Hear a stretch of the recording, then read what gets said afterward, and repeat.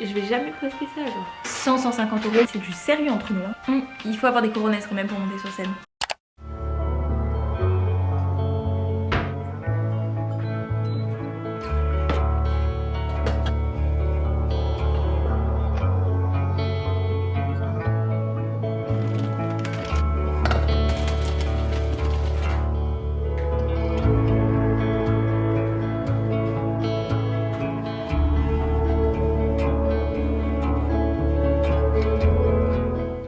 Coucou tout le monde, j'espère que vous allez bien. On se retrouve pour une nouvelle vidéo qui est juste je réponds à des questions Instagram. Parce que en fait, je vous explique, ça fait 3 ans que je suis présente sur Instagram, sur TikTok, enfin bref, ce genre de réseau quoi. YouTube, ça a toujours été dans un petit coin de ma tête. Et après en grandissant, c'est juste que je voulais pas filmer à l'iPhone, je voulais absolument avoir une caméra. Donc j'ai attendu d'avoir une caméra pour débarquer sur YouTube. Enfin bref, du coup, avec ces gens là sur les réseaux, on a une petite relation quoi, on se connaît un petit peu. Alors que vous et moi, du coup je vous ai demandé, du moins aux personnes qui me suivent sur Instagram, de me poser quelques questions pour qu'on puisse apprendre à se connaître. Sous forme de date. Attendez, vous avez vu les bougies et tout? C'est du sérieux entre nous hein.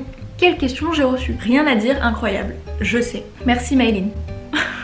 Première question et qui est pas des moindres je pense pour débuter cette vidéo, il faut que je me présente en moins de 1 minute. Je parle beaucoup, on va voir ce que ça peut donner. Je mets un chronomètre, je rigole pas. Je m'appelle Tess et mon nom c'est Henri. J'ai 21 ans, je suis étudiante en bachelor, contrôle de gestion et comptabilité. En même temps je suis en alternance chez Naos Bioderma en tant qu'assistante contrôleuse de gestion. Donc je fais plein de choses qui sont hyper intéressantes. Ça c'est mon côté organisé, mon côté sérieux. Après il y a mon côté créatif et un peu pile électrique et c'est pour ça que je suis sur les réseaux, c'est pour ça que je crée, c'est pour ça que je partage. C'est pour ça que je gère des comptes TikTok d'associations, que ce soit 21 rêves ou même le comité Miss Excellence PACA. Enfin bref, j'aime beaucoup faire beaucoup de choses en même temps. Je fais beaucoup de musique, aussi je chante, je fais du piano, je fais de la guitare, j'écris mes musiques, j'ai enregistré certaines musiques, mais j'ai honte de les sortir. Est-ce que je les sortirai un jour? Je sais pas, dites-moi si vous voulez les voir. Je suis avec mon chéri depuis 3 ans et je suis grande sœur et grande cousine, donc très famille. C'est bien non? Deuxième question qui est, ça te prend combien de temps de monter une vidéo? Bah écoutez, ça dépend. On va dire que le dérochage, vous savez, genre de couper, etc. ça peut me prendre entre 1 et 2 heures. Et après de faire les textes, etc. pareil, 1 et 2 heures. Ouais 5-6 heures. 5-6 heures quand je suis pas trop chiante. Quand je suis chiante, etc. ça peut prendre 7 heures. Ça me prend à peu près ce temps-là. Et encore, je suis pas une grande monteuse vidéo, je fais des choses assez simples qui me ressemblent. Attendez, je fais une pause, je mange. Troisième question. Parle-nous money. Est-ce que les réseaux ça commence à payer? Est-ce que tu fais des collaborations, etc. Merci Marguerite.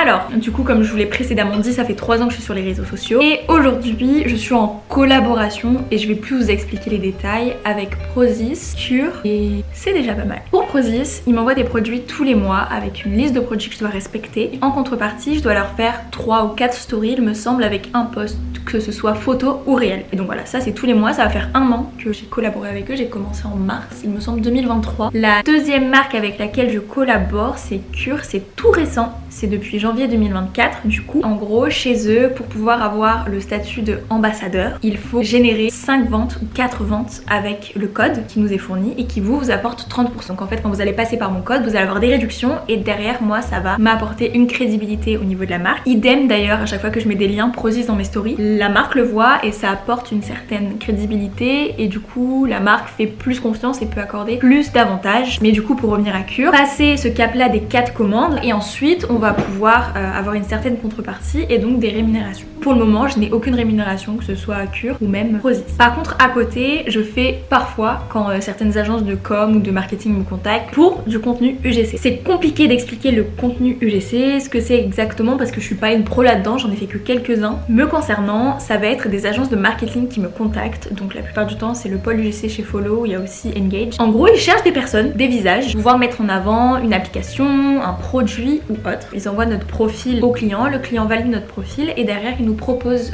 du coup ce travail là. Des fois ils nous proposent même un script, c'est-à-dire qu'on a vraiment des choses à tourner, des choses à dire. Des fois c'est juste une idée vague et après c'est à nous d'écrire quelque chose derrière. Des fois on doit faire le montage sans écriture, juste découper les rushs. Des fois on doit faire le montage en entier, ça dépend. Et donc ces vidéos là, elles sont vouées à être publiées en tant que publicité, ads. Donc quand vous allez passer, vous allez slider les pubs, vous allez peut-être voir ma tête ou d'autres personnes qui font du contenu UGC. Et parfois ça va être posté en cross-post, c'est-à-dire et sur mon compte et sur le compte de la marque. À titre d'idée, une vidéo elle est rémunérée minimum 100-150 € me concernant. Donc voilà, Nemo est en train de faire caca, il me laisse plus parler. Une autre question qui est, est-ce que tu comptes te lancer à 100% dans YouTube? Si je dis oui, mon père il fait une syncope. Non, tout simplement parce que je veux finir mon bachelor, avoir mon bachelor, passer en master, avoir mon master tout en restant en alternance. J'ai envie de partir travailler à l'étranger. YouTube ça reste juste ma passion pour le moment et je pense que ça restera une passion parce qu'il y a tellement de monde sur les réseaux sociaux aujourd'hui que juste c'est mon petit kiff à moi. J'ai une question sur les Miss. Qu'est-ce que m'a apporté Miss Excellence? Alors du coup pour ceux qui ne le savent pas, je suis en titre 3ème Dauphine de Miss Excellence PACA 2023. J'adore les Miss. Je sais ça pose problème, il y a des polémiques, l'image de la femme et tout, elle est rabaissée, tout ça, je sais. Après, franchement, il faut avoir des coronesses quand même pour monter sur scène. Et moi j'adore, ok, depuis petite, c'est une petite religion. D'ailleurs, c'est pas pour me la péter, mais il y a plus de 7000 personnes qui ont téléchargé mon PDF Miss France. Je compte le refaire. Vous imaginez si je l'avais mis à 50 centimes? J'aurais été hyper riche. Pas besoin de YouTube Money avec ça. Miss Excellent, qu'est-ce que ça m'a apporté? Beaucoup de rencontres, beaucoup de soutien, beaucoup de conseils, beaucoup de bienveillance. Que ce soit avant l'élection, pendant les répétitions, pendant l'élection, même après l'élection, on est resté hyper soudés avec les filles. Et puis même les comités qui sont toujours là pour nous apporter des conseils, qui nous donnent beaucoup d'opportunités, que ce soit les événements, les shootings, les belles robes. Enfin franchement c'est hyper sympa. Je regrette absolument pas, je suis super contente. Mais oui, j'ai oublié de le préciser, je ne fais pas la taille pour gagner et pour partir à Miss Excellence France. Faut faire 1m68, je fais 1m63. Moi je le fais vraiment juste pour kiffer mon moment. Vous voyez ce sentiment, surtout en tant que meuf, c'est hyper rare que d'autres meufs dans la rue ou dans les magasins ou quoi, ça arrivait à ma meilleure amie dernièrement, que genre des meufs te disent meuf t'es trop belle genre. Moi quand je mets mon écharpe, j'ai l'impression que les petites filles pensent ça de moi, ça me fait trop plaisir de 1 les faire rêver et de 2 me sentir fraîche quoi, je vous jure. Donc on m'a posé une question que j'adore, même moi je la pose à toutes les personnes que je suis, à chaque fois il y a une boîte à questions, je trouve ça trop important. C'est comment ça va? Enchantée, ça va vous? Bien la famille ici?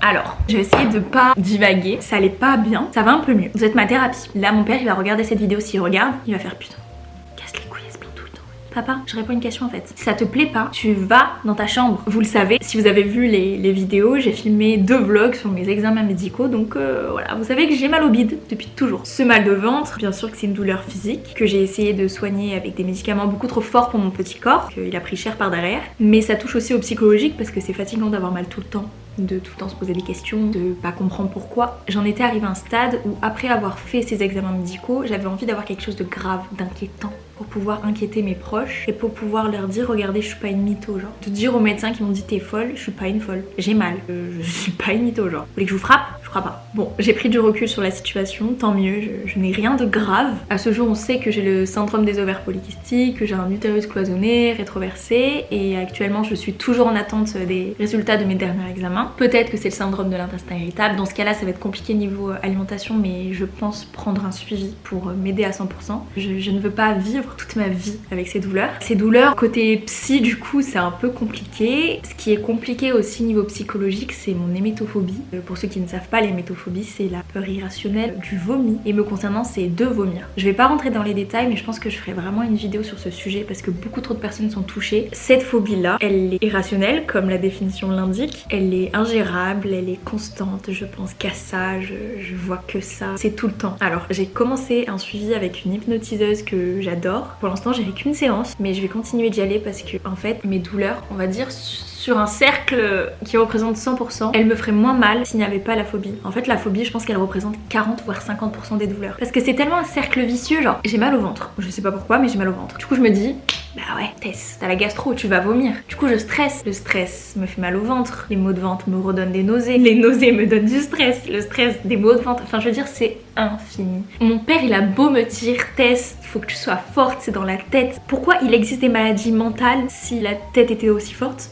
Non. En fait, je suis arrivée à un stade où j'ai besoin d'être accompagnée, j'ai besoin d'être aidée parce que là, c'est plus possible quoi. Ça impacte tout. Ça impacte ma vie, ça impacte mon quotidien, ça impacte mes tocs, je vais chialer, ça impacte mes relations, ça impacte tout. Et c'est beaucoup trop compliqué à gérer. Du coup, ouais, voilà, ces derniers mois, ça a été hyper compliqué. J'avais beaucoup de douleurs et quand t'es étudiante, quand t'es en alternance, quand t'as plein de projets à droite à gauche, même si t'as mal, faut y aller et c'est dur. Et heureusement que j'ai un manager qui est compréhensif, heureusement qu'il y a du télétravail. Ça me fout une pression en moins, mais c'est incroyable. En 2024, j'espère vraiment au moins maîtriser cette phobie là qui est juste horrible. Je sais que personne la comprend mais moi je comprends toutes les autres phobies parce que je demande même pas à ce que les gens la comprennent parce que c'est pas possible. Je demande même pas à ce que les gens comprennent les douleurs parce que c'est pas possible. Juste soyez compréhensifs s'il vous plaît. Je tiens quand même à préciser que j'ai beaucoup de chance parce que je suis très bien entourée. Je pense que c'est pour ça que je tiens bon entre guillemets. J'ai mon copain depuis 3 ans, j'ai ma meilleure amie qui est loin mais qui sait me parler quand il faut me parler. J'ai mes amis que je connais depuis quelques années. année. Mes copines que j'ai rencontrées à Marseille. J'ai mes parents, j'ai mes frères, j'ai ma petite sœur. Même si elle dit rien, elle m'apporte beaucoup. J'ai ma petite cousine. Quand je vais pas bien, je pense à ça et ça va mieux. Oh mais en fait, je vais jamais poster ça genre. Il y a des moments où genre je suis fatiguée. Je suis fatiguée parce que j'ai mal, parce que j'ai peur tout le temps, parce que ma vie tourne autour de ces douleurs et de cette phobie et putain, je fais du mal à mes proches parce que je suis tout le temps là à me plaindre, tout le temps là à dire j'ai peur. Ils peuvent rien y faire, ils sont démunis. Il y en a quand ils sont démunis, ils m'engueulent. Quand ils sont démunis, bah ils sont tristes et j'ai pas envie de les impacter à ce point. Donc voilà, 2024, it's my turn, ok? I will survive. C'était pas super gay cette question, je suis un peu navrée, mais je me suis carrément livrée là. J'ai fait ma propre thérapie.